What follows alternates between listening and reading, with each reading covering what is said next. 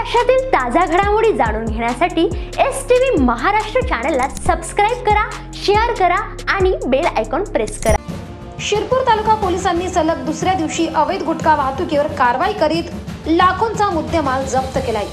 मुंबई आग्रा महामार्गावर आयशर वाहन क्रमांक MH43CE 0950 यात गुटखा, पान मसाला, सुगंधित सुपारी सेंधवाकडून शिरपूरकडे येत होती।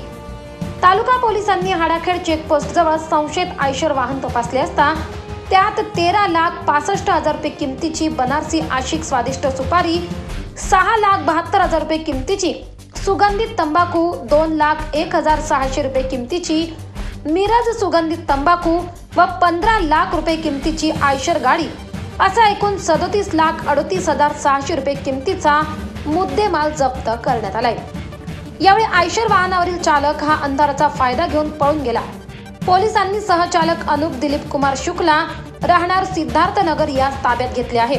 सदरची कारवाई जिल्हा पोलीस अधीक्षक श्रीकांत धिवरे, अप्पर पोलीस अधीक्षक किशोर काळे, उपविभागीय पोलीस अधिकारी सचिन हिरे यांच्या मार्गदर्शनाखाली शिरपूर तालुका पोलीस ठाण्याचे पोलीस निरीक्षक श्रीराम पवार, कृष्णा पाटील, संतोष पाटील, संदीप ठाकरे, मोहन पाटील, योगेश मोरे, संजय भोई, स्वप्नील बांगर, मनोज पाटील यांनी केली आहे।